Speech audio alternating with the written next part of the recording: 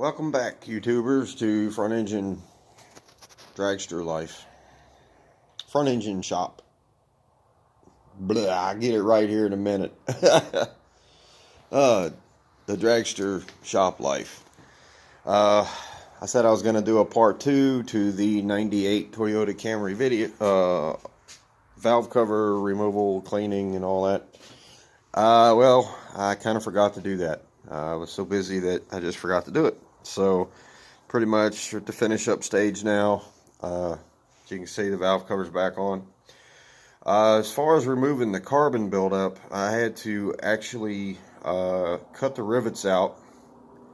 Well, they're not really rivets, but I'm not going to get into that. But had to cut the heads off and take the baffle plate out. And it was pretty built up in there, and it was a good thing I did it. And then got everything cleaned up inside, nice and clean, and put it all back together. One thing you are going to want to do, and I don't think I'm going to be able to show you now that it's back together. Let me get a pick. Well, let's just do a screwdriver. It's probably easier to see. Right here, if you look at the end of the screwdriver, it's not a very good shot, but those are your cam plugs. This is a single overhead cam, so you've got one on this side, well, on the back of the engine, and one on the front of the engine over here. They do come out. You just need to take you a piece of, I don't know, I just use an old screwdriver that I've bent over to clip underneath and pull them right up. They should come right up. If you're not willing to do that, just put the same old valve cover back on it, because chances are your leaks are probably coming from the cam plugs anyway.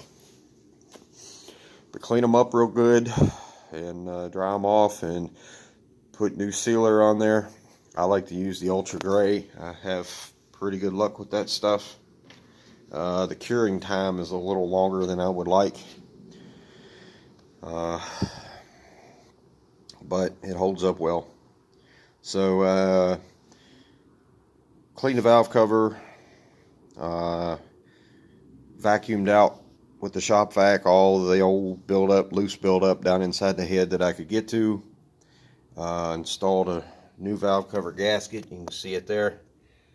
Well, it's really an O-ring, really. And new PCV valve and grommet. And I went ahead and put new spark plugs in it too while I was at it. And they're proud of those things. Original replacements at our local parts store is like 75 bucks for 4 spark plugs. I didn't go that route. I'm probably going to regret it later. But hey, they're not that hard to replace. But we'll see how it goes. Still got to do an oil change yet. I'm not going to do a video on that. You guys saw me do, if you watch one of my earlier videos of this project, this car, when I had to put a timing belt and water pump housing, water pump in there, I do the oil change there. So anyway, hope you liked the video. Thanks for watching, and if you like this kind of content, just leave a message below, comment below, give this video a thumbs up, and subscribe to my channel. Alright, thanks for watching.